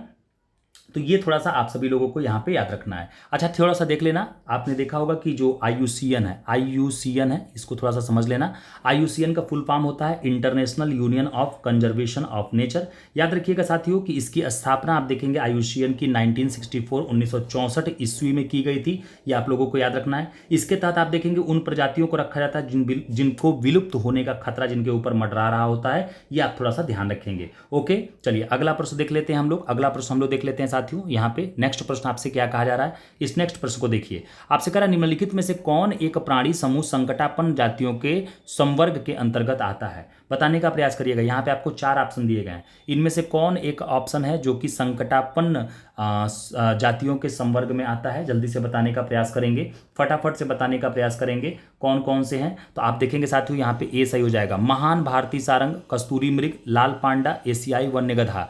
ये आप देखेंगे साथियों तो ये सभी के सभी संकटापन्न जातियों के अंतर्गत शामिल किए जाते हैं। तो ये थोड़ा सा आप सभी लोगों को यहाँ पे याद रखना है मेरे प्यारे साथियों। ये आपसे पूछा जा सकता है इनमें से किसी एक का भी नाम, तो आप लोग बड़े आराम से यहाँ से मैं उम्मीद करता हूँ कि आप लोग कर ले जाओगे, ठीक ना। चलो अगला प्रश्न देख लो। अगला प्रश्न आपसे यहाँ पे क्या कहा जा रहा है, कह रहा है कि निम्नलिखित भारतीय पक्षियों में से कौन सा अत्यधिक संकटापन्न किस्म का है, बताइएगा। कौन सा भारतीय पक्षी जो है वो अत्यधिक संकटा किस्म का है, इसका नाम बताइएगा। सीधे कह देना ग्रेट इंडियन बस्टर्ड।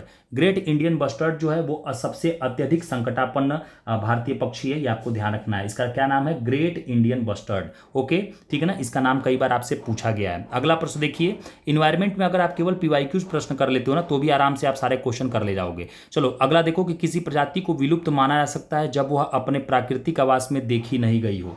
किसी प्रजाति को हम कब विलुप्त मान सकते हैं, कितने वर्ष तक वो जब अपने आवास में नहीं देखी गई हो, जल्दी से बताने का प्रयास करिए। याद रखिएगा अगर कोई प्रजाति 50 वर्ष से, अगर कोई प्रजाति 50 वर्ष से आप देखेंगे कि अपने प्राकृतिक आवास में न देखी गई हो तो IUCN के हिसाब से हम उसे विलुप्त प्राय सूची में मानेंगे, ये आपको ध्यान रखना है। तो ये थोड़ा सा आप लोग टारगेट याद रखेंगे, ये आपसे डेटा पूछा जा सकता है, इसको थोड़ा सा आप लोग ध्यान रखेंगे। चलो अगला प्रश्न देखो, आपसे पूछा गया कि भारत में गिद्धों की तेजी से घटती जनसंख्या का मुख्य कारण क्या है, जल्दी से कर लेना, फटाफट से सभी लोग कर लेना। अगर केवल PYQ सीरीज कर लिया ना इस लास्ट टाइम में तो आप देखना आपका कॉन्फिडेंस बूस्ट हो जाएगा, आप बहुत शानदार प्रश्नों को करके आओगे। बस प्रैक्टिस कर लो, जब लास्ट टाइम में खूब प्रैक्टिस करो, नए कंटेंट को पढ़ने से बचना। भारत में गिद्धों की तेजी से घटती जनसंख्या का मुख्य कारण क्या होगा, जल्दी से बताइएगा। भारत में गिद्धों की तेजी से घटती जनसंख्या का मुख्य कारण क्या होगा। तो देखो मेरे प्यारे साथियों, डिक्लोफिनेक दवा का अत्यधिक प्रयोग। क्या है डिक्लोफेनिक दवा का अत्यधिक प्रयोग, जैसे आप थोड़ा सा इसके बारे में देखिएगा।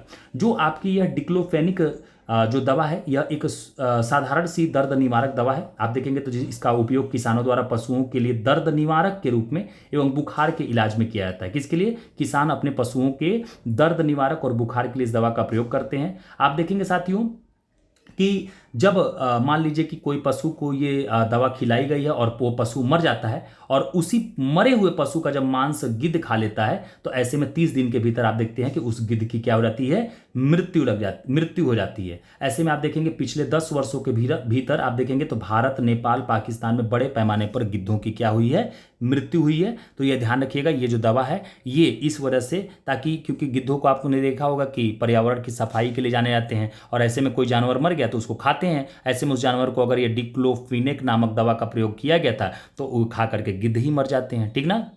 चलिए आगे बढ़ते हैं। भारत में गिद्धों की कमी का अत्यधिक प्रमुख कारण क्या है, फिर से आपसे पूछा गया, बताने का प्रयास करिएगा। अत्यधिक कमी का कारण गिद्धों में क्या है भारत में, तो आप क्या कहेंगे, जानवरों को जो दर्द निवारक दवा हम लोग देते हैं, कौन सी दवा, तो डिक्लोफिनेक सोडियम जो नामक दवा देते हैं, उसी की वजह से आप देखेंगे भारत में जो गिद्ध हैं वो उनकी आपको जो संख्या वो कम होती हुई दिख रही है। अगला प्रश्न देखिए, निम्नलिखित कथनों पर विचार कीजिए। पहला कह रहा कि अंडमान और निकोबार द्वीप समूह में लवण जल मगर पाया जाता है। दूसरा कह रहा मालाबार क्षेत्र में पश्चिमी घाटों में श्रू और टैपीर पाए जाते हैं। और कह रहा है कि इनमें से कौन सा स्टेटमेंट सही है, अब ये बताने का आप सभी लोगों को प्रयास करना है। चलो फटाफट से बताने का प्रयास करना, तो चलो फटाफट से बताने का प्रयास करना। कौन बताएगा, जल्दी से बताने का प्रयास करना, फटाफट से बताने का प्रयास करना। यहाँ पे राइट आंसर क्या होगा, देखो अगर हम यहाँ पे देखेंगे तो सिर्फ और सिर्फ राइट आंसर क्या हो जाएगा, केवल और केवल एक, दूसरा गलत हो जाएगा। मतलब कि अंडमान निकोबार द्वीप समूह में लवण जल मगर पाया जाता है, ये थोड़ा सा आपको ध्यान रखना है। तो केवल और केवल ऑप्शन ए सही होगा। अब इसके बारे में थोड़ा सा सुन लीजिएगा। अंडमान एवं निकोबार के जो समुद्री आप देखेंगे जीव जंतुओं में आप देखेंगे तो dugong, dolphin, whale, salt water crocodile, जिसको हम लवण जल मगर कहते हैं, साल्ट वाटर क्रोकोडाइल को ही हिंदी में हम लोग लवण जल मगर कहते हैं, समुद्री कछुआ, समुद्री सांप, ये आप देखेंगे तो बहुतायत मात्रा में पाए जाते हैं। बाकी आप श्रू और टैपीर जो देखेंगे यह हिमालय श्रृंखला में पाए जाते हैं, न कि मालाबार क्षेत्र में। तो देखना साथियों, हम इसलिए यहाँ पे लिख नहीं रहे हैं क्योंकि आपके पास समय कम है, और ऐसे में मैं चाहता हूं कि आप फटाफट से क्या करें, जब समय कम है तो आप बस क्वेश्चनों को सुन लें ताकि आराम से यहाँ पे चीजें हो जाएं, ठीक ना। तो ये थोड़ा सा आप लोग यहाँ पे साथियों ध्यान रखेंगे। ओके,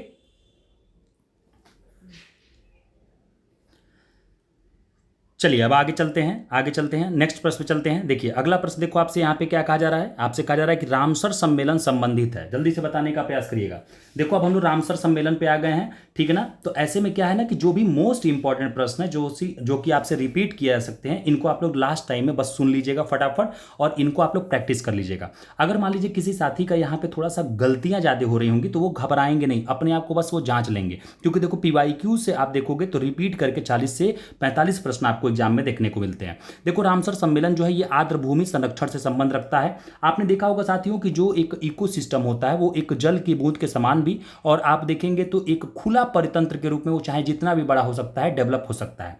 ऐसे में आपने देखा होगा कि आर्द्र भूमि जो संरक्षण है, यहां पे क्या होता है, जो दलदली क्षेत्र वहां पे विभिन्न तरह के पारिस्थितिकी तंत्र डेवलप होते हैं। ऐसे में आपने देखा होगा कि 1971 में 2 फरवरी 1971 को सबसे पहले ईरान के रामसर नामक एक शहर में रामसर सम्मेलन किया गया। तब से आप देखते हैं आर्द्र भूमियों का संरक्षण किया जाता है। इसीलिए साथियों हम लोग प्रत्येक वर्ष आप देखेंगे तो 2 फरवरी को विश्व आर्द्र भूमि संरक्षण दिवस भी मनाते हैं, ये आप सभी लोग याद रखेंगे। ओके, चलिए आगे की तरफ बढ़ते हैं, नेक्स्ट प्रश्न देख लेते हैं। अगला प्रश्न देखो आपसे क्या पूछा जा रहा है, कह रहा है कि भारतीय संसद द्वारा जैव विविधता अधिनियम कब पारित किया गया था, जल्दी से बताने का प्रयास करना। भारतीय संसद द्वारा जैव विविधता अधिनियम कब पारित किया गया था, कौन बताएगा, जल्दी से बताने का प्रयास करिएगा, फटाफट बताइएगा। आप सभी लोगों को मैं पूरा यहाँ पे एकदम, आप सभी लोगों को मैं यहाँ पे एकदम मौका दे रहा हूं कि आप सभी लोग आराम से कर सकें। भारत में जैव विविधता आपसे पूछ रहा है कि भारतीय संसद द्वारा जैव विविधता अधिनियम को कब पारित किया गया, कोई बताएगा क्या, जल्दी से बताने का प्रयास करिएगा, जल्दी से बताने का प्रयास करिएगा। देखो यहाँ पे क्या हो जाएगा, राइट आंसर दिसंबर 2002 हो जाएगा। क्या हो जाएगा, दिसंबर 2002। देखो जैव विविधता अधिनियम लोकसभा के द्वारा आप देखोगे तो 2 दिसंबर 2002 को, तथा राज्यसभा के द्वारा आप देखोगे तो 11 दिसंबर 2002 को पारित किया गया। 5 फरवरी 2003 को आप देखेंगे तो राष्ट्रपति ने इसे अपनी अधिनियम पर अपनी स्वीकृति प्रदान कर दी थी, ठीक ना। तो ये तीनों आप डेटा याद रखेंगे क्योंकि पूछा गया तो आपसे पूछ सकता है। अगला प्रश्न देखो आपसे पूछा जा रहा है, भारतीय राष्ट्रीय जैविक विविधता प्राधिकरण स्थापित किया गया, जल्दी से बताइएगा। भारतीय राष्ट्रीय जैविक विविधता प्राधिकरण स्थापित किया गया कब, तो आप कहेंगे 2003 में, और कहां पे, तो चेन्नई में। 2003 में कहां, चेन्नई में। देखो जैव विविधता अधिनियम 2002 के प्रावधानों को कार्यान्वित करने के उद्देश्य से आप देखोगे तो राष्ट्रीय जैव विविधता प्राधिकरण की स्थापना 2003 में की गई थी, और इसका मुख्यालय आप देखेंगे तो चेन्नई तमिलनाडु में स्थित है, ये आप ध्यान रखोगे, ठीक ना। अगर आपसे तमिलनाडु दे दे तो आप लोग कंफ्यूज मत होइएगा, बहुत सारे बच्चे चेन्नई समझ करके केरला मार देंगे। आगे देखिएगा, कह रहा है कि जैव सुरक्षा बायोसेफ्टी का कार्टाजोना प्रोटोकॉल। अब आगे आपसे पूछा क्वेश्चन मार्क, सीधे आपसे कहा जैव सुरक्षा बायोसेफ्टी का कार्टाजोना प्रोटोकॉल, और जल्दी से बताने का यहाँ पे आगे का प्रयास करिए, क्या आंसर आप यहाँ पे दोगे, जल्दी से बताने का प्रयास करिएगा, जल्दी से बताने का यहाँ पे प्रयास करिएगा, फटाफट से सभी लोग बताने का प्रयास करेंगे, अपने अपने आंसर जल्दी से सभी लोग बताएंगे। देखो कह रहा कि जैव सुरक्षा बायोसेफ्टी का कार्टाजोना प्रोटोकॉल, ये क्या होगा, तो आप कहेंगे साथियों यह पर्यावरण एवं वन मंत्रालय, पर्यावरण एवं वन मंत्रालय कार्यान्वित करता है। याद रखिएगा, सुन लीजिएगा, जैव सुरक्षा से संबंधित जो कार्टाजोना प्रोटोकॉल है, इस पर भारत ने 23 जनवरी 2001 को हस्ताक्षर किया था। भारत में इसको पर्यावरण वन एवं जलवायु परिवर्तन मंत्रालय आप देखेंगे तो कार्यान्वित करता है, ये आप ध्यान रखेंगे। ओके, चलिए आगे बढ़ते हैं। अगला प्रश्न देखते हैं साथियों, आपसे पूछा गया कि जैव विविधता पर संयुक्त राष्ट्र सम्मेलन के दलों का 10वां सम्मेलन आयोजित किया गया था।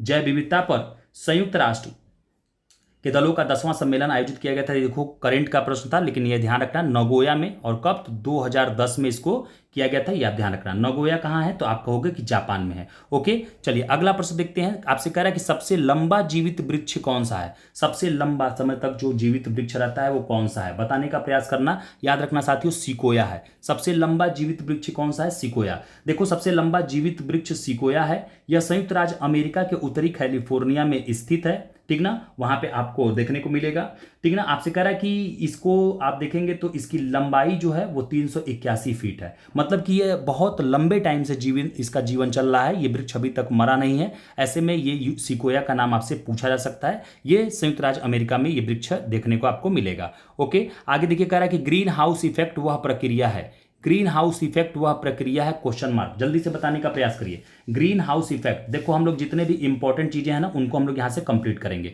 ग्रीन हाउस इफेक्ट वह प्रक्रिया है, जल्दी से बताने का प्रयास करना। देखो हमारे पास समय कम बचा हुआ है, ऐसे में तबियत खराब हो गई, 2-3 दिन आप लोगों का क्लास डिस्टर्ब हो गया, उसके लिए मैं क्षमा प्रार्थी हूं, लेकिन आप फटाफट से यहां पे देख लेना। और जितने भी आपको मैंने कंटेंट दिया है ना, इतना लिमिटेड सोर्स को अगर आपने पढ़ रखा है, इन्हीं को मल्टीपल टाइम रिवीजन करके आप जाइएगा, आराम से आपका हो जाएगा। सीसेट पे थोड़ा सा पीवाईक्यूज आप 5 साल 10 साल के जो भी लगे आप सॉल्व कर लीजिएगा। कह रहा है कि ग्रीन हाउस इफेक्ट वह प्रक्रिया है जिसमें वायुमंडलीय कार्बन डाइऑक्साइड द्वारा इंफ्रारेड विकिरण शोषित कर लिए जाने के वायुमंडल का तापमान आप देखेंगे तो क्या होता है, बढ़ जाता है। तो दिस इज राइट आंसर यहां पे बी। देखो ग्रीन हाउस जो प्रभाव है वह प्राकृतिक प्रक्रिया होती है। इसके द्वारा आप देखेंगे तो ग्रह या उपग्रह के वातावरण में मौजूद कुछ गैसें जो होती हैं वो वातावरण के ताप को अपेक्षाकृत अधिक बनाने में मदद करती हैं।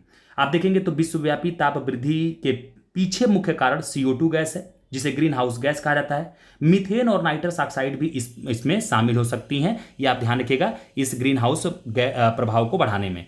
हरित गृह प्रभाव का अर्थ क्या है, देखो उसी ग्रीन हाउस प्रभाव को हिंदी में कह दिया, हरित गृह प्रभाव का अर्थ क्या है बताने का प्रयास करिएगा। हरित गृह प्रभाव का अर्थ क्या होगा, पहला ऑप्शन सही हो जाएगा, वायुमंडल में ग्रीन हाउस गैसों के घनीकरण का कारण वायुमंडल का तापमान का बढ़ना। तो ये दिस इज राइट आंसर, यहां पे क्या हो जाएगा, ए राइट आंसर हो जाएगा। क्योंकि आपने देखा कि ग्रीन हाउस प्रभाव में जो वायुमंडलीय गैस जिसमें CO2 द्वारा अवरक्त विकिरण को अवशोषित कर लिए जाने से वायुमंडल का तापमान क्या होता है, बढ़ जाता है। और इसमें कौन कौन सी प्रमुख गैसें हैं, CO2 है, मीथेन है, नाइट्रस ऑक्साइड है, ये तो गैसों का नाम भी आपको ध्यान रखना है, ठीक है ना। नेक्स्ट प्रश्न चलते हैं साथियों। अगला प्रश्न आपसे पूछा गया है कि पर्यावरण में ग्रीन हाउस प्रभाव में वृद्धि होती है। देखना पूछा है कैसे कैसे आपसे प्रश्न पूछा जा रहा है कि पर्यावरण में ग्रीन हाउस प्रभाव में वृद्धि होती है, तो आप क्या कहोगे, CO2 के कारण। सबसे ज्यादा जिम्मेदार इसके लिए कौन है, CO2 है, तो CO2 के कारण ऑप्शन बी राइट हो जाएगा। अगला प्रश्न देखो कह रहा है कि निम्नलिखित में से कौन सा गैस ग्रीन हाउस प्रभाव में योगदान देता है। अब देखो यहां पे गैस का नाम आपसे पूछ लिया कि कौन सा गैस योगदान देता है, सीधे कह दो carbon dioxide, methane, nitrous oxide, ये 3 गैस आपको यहां पे थोड़ा सा साथियों ध्यान रखना है। ओके चलिए अगला प्रश्न चलते हैं। कह रहा निम्नलिखित में से कौन एक वैश्विक उष्मन के लिए उत्तरदायी नहीं है, मतलब कि ग्रीन हाउस प्रभाव के लिए कौन सा एक उत्तरदायी नहीं है, आपसे ये पूछा गया है। जल्दी से बताने का प्रयास करना, कौन एक योगदान यहां पे नहीं करता है, जल्दी से बताने का प्रयास करिएगा। कौन एक योगदान नहीं करता है, आप कहेंगे आर्गन नहीं करता है। देखो मेरे प्यारे साथियों यहां पे CO2 भी आप देखोगे ग्रीन हाउस प्रभाव को बढ़ाता है। फिर आप देखोगे कि CH4 सेकंड नंबर पे आता है, CH4 सेकंड नंबर पे आता है। फिर आप देखोगे तो आपका कौन सा गैस है, नाइट्रस ऑक्साइड है, क्लोरोफ्लोरोकार्बन है, ये आप देखोगे यहां पे शामिल है। CO2 66% अपने योगदान देता है ग्रीन हाउस प्रभाव को बढ़ाने में, और मीथेन आप देखना 16% योगदान देता है, ठीक ना। और क्लोरोफ्लोरोकार्बन आप देखोगे तो 2% योगदान देता है। नाइट्रस ऑक्साइड आप देखोगे तो 7%, ठीक ना। ये थोड़ा सा आप सभी लोगों को यहाँ पे याद रखना है, ठीक ना। तो ये थोड़ा सा साथियों आप लोगों को ध्यान में रखना है, ये आपसे कुछ पूछा जा सकता है ये चीजों को। अगला प्रश्न देखो, अगला प्रश्न आपसे कह रहा है कि गैस जो धान के खेत से उत्सर्जित होती है तथा भूमि के तापमान में वृद्धि करती है वह है बताने का प्रयास करिएगा। देखो एक स्टेटमेंट आपको दिया गया है, कह रहा है आपसे कि गैस जो धान के खेत में उत्सर्जित होती है तथा भूमि के तापमान में वृद्धि करती है वह है, जल्दी से बताने का प्रयास करिएगा। वह है तो आप कहिएगा मीथेन गैस। याद रखिएगा मेरे प्यारे साथियों कि मीथेन गैस जो होती है यह धान के खेत, कोयले की खदान, घरेलू पशु वातावरण में मीथेन उत्सर्जित होते रहते हैं। जैसे आपने देखा होगा पशुओं की जुगाली होती रहती है ना, दीमक की जो बाम्बी होती है वहां से भी आप देखेंगे मीथेन गैस रिलीज होता है। तो ये थोड़ा सा चीजों को ध्यान रखिएगा, आपसे कई बार इन मीथेन गैस के रिलीज के स्थान आपसे पूछ लिए जाते हैं, ये थोड़ा सा आप सभी लोग ध्यान रखेंगे जो मैंने अभी आपको बोला है। चलो अगला प्रश्न देख लेते हैं साथियों। अगला प्रश्न देखो, कह रहा है कि निम्न समुच्चय में कौन सी गैसें ग्रीन हाउस के लिए अत्यधिक महत्वपूर्ण है, जल्दी से बताइएगा। अब यहाँ देखो केवल गैसों के बारे में जानना चाह रहा है एग्जामिनर आपसे कि कौन सी गैसें ग्रीन हाउस के लिए बहुत जरूरी है। आप कहेंगे carbon dioxide, methane, nitrous oxide और जलवाष्प। याद रखिएगा ये जो हैं ये प्रमुख हैं जो कि ग्रीन हाउस इफेक्ट को बढ़ाती हैं। ओके चलिए तो सी राइट आंसर है। अगला प्रश्न देखिए, अगला प्रश्न आपसे यहां पे क्या कह रहा है कि वैश्विक तापन के लिए सर्वाधिक उत्तरदायी गैसें हैं, जल्दी से बताने का प्रयास करिएगा। वैश्विक तापन के लिए सर्वाधिक उत्तरदायी गैसें हैं, जल्दी से बताने का प्रयास करिएगा कौन सा, तो आप कहिएगा कार्बन डाइऑक्साइड और मीथेन। जैसा गैस का नाम आपसे दिया जाएगा वैसा आप करिएगा। तो आप सारी जो भी आपके ग्रीन हाउस इफेक्ट गैसेज हैं उनका नाम आप याद रखेंगे, ऑप्शन में जैसा हिसाब से आपसे पूछा जाएगा उस हिसाब से आप यहाँ पे ध्यान रखेंगे। तो यहाँ पे ए हो जाएगा। आगे देखिए आपसे पूछा जा रहा है यहाँ पे फिर से कि देखो भूमंडलीय उष्मन की आशंका वायुमंडल में बढ़ती हुई सांद्रता के कारण बढ़ रही है।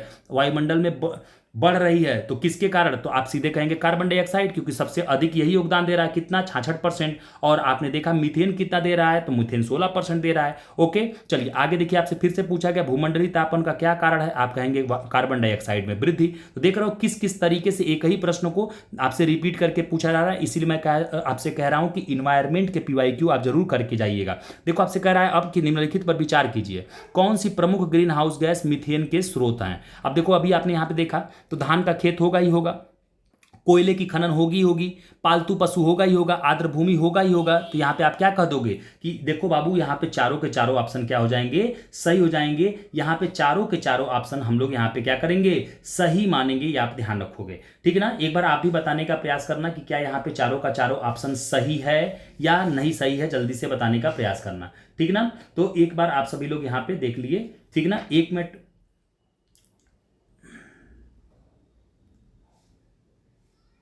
अब आगे चलते हैं, अगला प्रश्न देखिए, आपसे सीधा पूछा गया कि भूमंडलीय उष्णता ग्लोबल वार्मिंग के परिणाम स्वरूप। देखो यहां पे क्या है ना कि जो ये टर्म्स यूज करते हैं ना बदल बदल करके, ये थोड़ा सा आपको यहां पे समझने की जरूरत है। देखो आपसे सीधे कहा कि भूमंडलीय उष्णता ग्लोबल वार्मिंग के परिणाम स्वरूप, अब जल्दी से बताने का प्रयास करना यहां पे क्या आंसर होगा। ग्लोबल वार्मिंग के परिणाम स्वरूप आपसे सीधा पूछा गया है और आपसे यहां पे क्या राइट होगा। तो सबसे पहले क्या होगा, ग्लोबल वार्मिंग बढ़ेगी, जब गर्मी बढ़ेगी तो जो आपके ग्लेशियर होंगे वो गलने लगेंगे।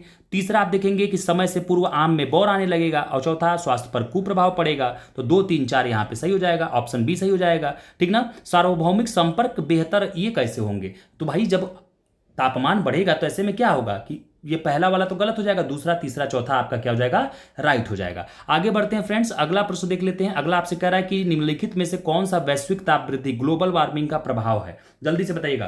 ग्लोबल वार्मिंग का इनमें से प्रभाव आपको कौन सा देखने को मिलेगा, ये आपसे पूछा जा रहा है। तो सबसे पहले देखो, ग्लोबल वार्मिंग बढ़ेगी मतलब कि तापमान बढ़ेगा, जब समुद्र जल का स्तर बढ़ेगा, क्योंकि जैसे जैसे तापमान बढ़ेगा तो हिमालय की जो नदियां ग्लेशियर से निकलती हैं, ग्लेशियर पिघलेगा तो पानी का स्तर समुद्र में बढ़ेगा, हिमनद ग्लेशियर पिघलेगा, ये भी काम होगा, बीमारी फैलेंगी, बिल्कुल सही बात है। प्रवाल भित्तियों का विरंजन होगा, क्योंकि आप देखेंगे प्रवाल भित्तियां एक टेम्परेचर तक ही मेंटेन रह पाती हैं, उससे अधिक टेम्परेचर मिले या उससे कम टेम्परेचर मिले तो ऐसे में उनका क्षरण हो जाता है। तो आप कहोगे कि सर यहाँ पे राइट आंसर क्या हो जाएगा, डी 1 2 3 4, यहाँ पे चारों का चारों सही हो जाएगा। चलो अगला प्रश्न देख लेते हैं। आपसे कहा जा रहा है निम्नलिखित कथनों पर विचार कीजिए, कौन सा कथन सही है। देखो यहाँ पे आपसे कुछ बातें की गई हैं, जल्दी से बताने का प्रयास करिएगा। निम्नलिखित कथनों पर हम लोगों को यहाँ पे विचार करना है, जल्दी से बताने का प्रयास करिए, फटाफट से सभी लोग यहाँ पे बताने का प्रयास करिए, कौन बताएगा यहाँ पे राइट आंसर। जो अगर अपने मन में बता ले गया तो एक बार कमेंट बॉक्स में भी आप लोग बता दीजिएगा, ठीक ना। तो मैं समझ जाऊंगा कि हाँ आप लोगों को यहाँ से आंसर आ रहे हैं, ठीक ना।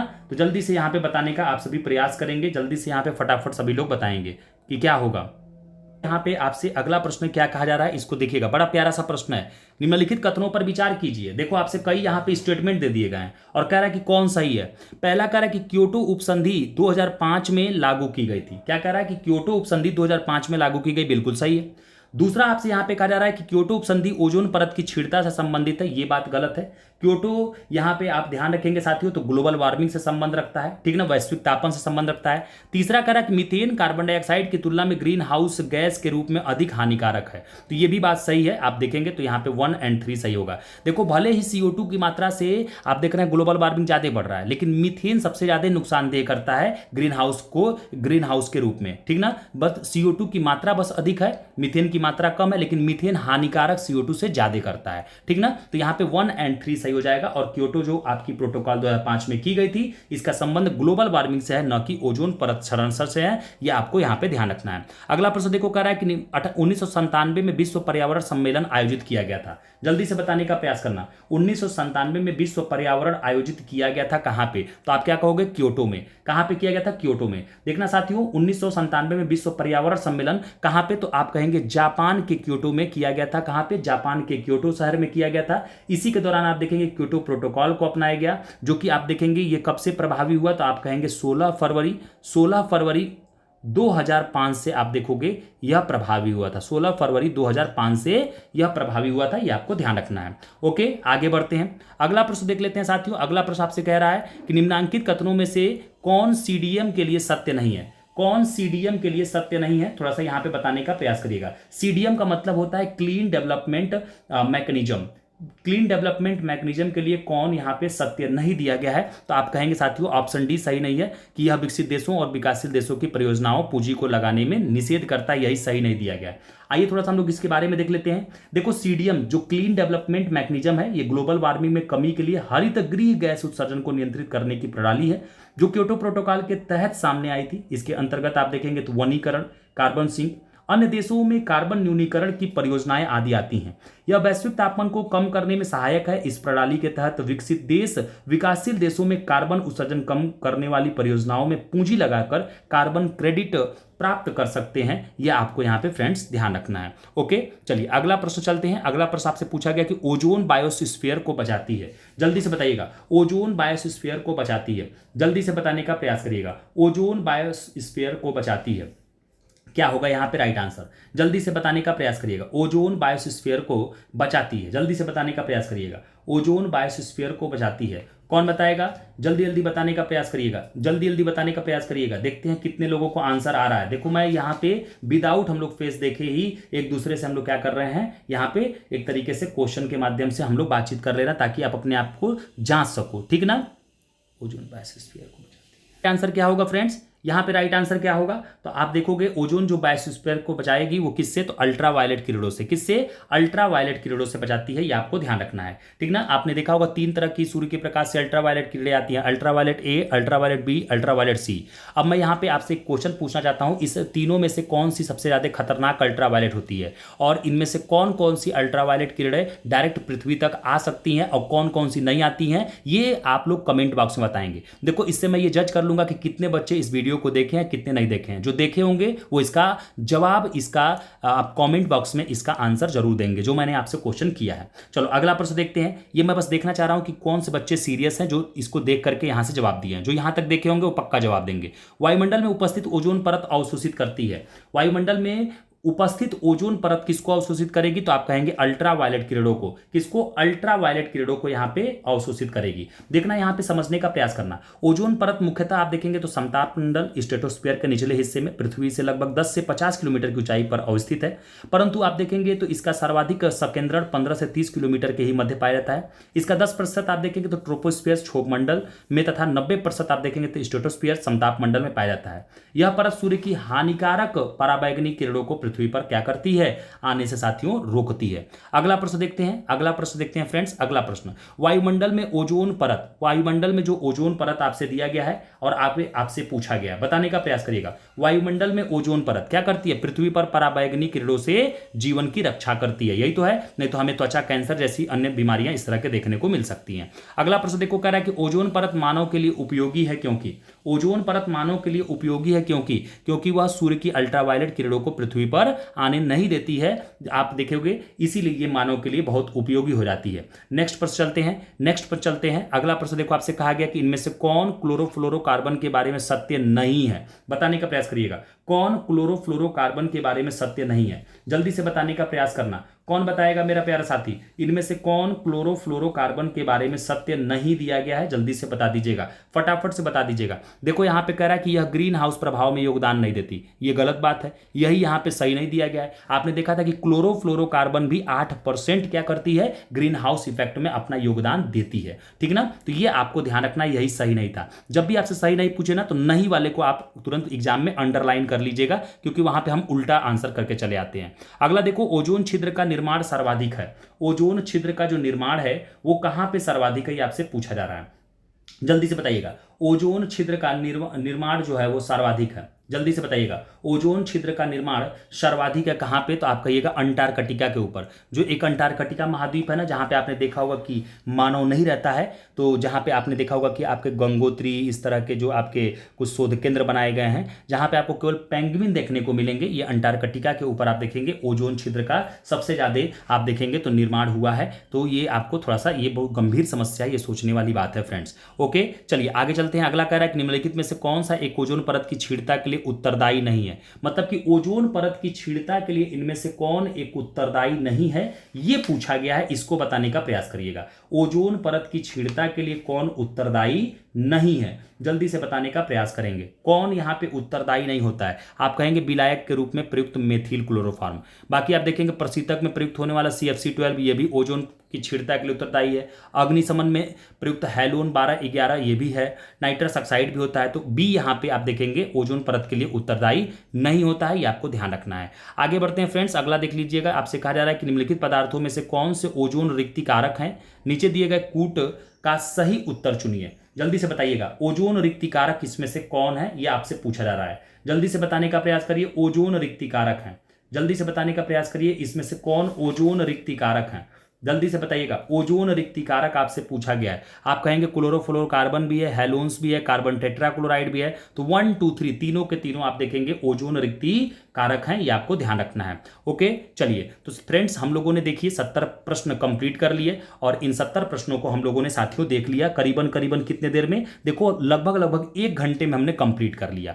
ऐसे हम लोग अगर आप देखोगे साथियों, तो अगर हम लोग 2-2 घंटे 3-3 घंटे भी देखेंगे तो हम अधिकतर क्वेश्चन को लास्ट टाइम में टैकल कर सकते हैं। तो साथियों ये मत सोचिएगा कि डिजिटल प्लेटफॉर्म पे आपको नहीं पढ़ाया जा रहा है तो ये आप इसको वैल्यू ना करें, इसको भी आपको वैल्यू करना है। बस लास्ट टाइम में आप 2x की स्पीड करके सुन लीजिएगा, आप देखिएगा बहुत आपको यहां से फायदा होगा। तो साथियों कैसा लगा वीडियो आप लोग जरूर बताइएगा कमेंट बॉक्स में। और समस्याएं आती हैं, समस्याओं से घबराना नहीं है। बस एक ही मेरी कहावत है कि जब तक तोड़ेंगे नहीं तब तक छोड़ेंगे नहीं। तो साथियों आप लोगों को भी यही उम्मीद रखना है, चाहे कितनी भी जीवन में समस्या आ जाए, जब तक नहीं आपका एग्जाम करेक्ट होता है तब तक आपको हार नहीं मानना है, सतत आपको अभ्यास करते रहना है। तो थैंक यू सो मच साथियों, कल हम लोग एक नया सेशन लेकर के मिलेंगे। आप लोग इस वीडियो को अपना प्यार स्नेह जरूर दीजिएगा और जितने भी क्वेश्चन आपसे पूछे गए हैं उसका आंसर आप लोग अपने मन से दीजिएगा, नकल करने का प्रयास मत करिएगा। तो थैंक यू सो मच, आप सभी लोगों को मेरी तरफ से नमस्ते।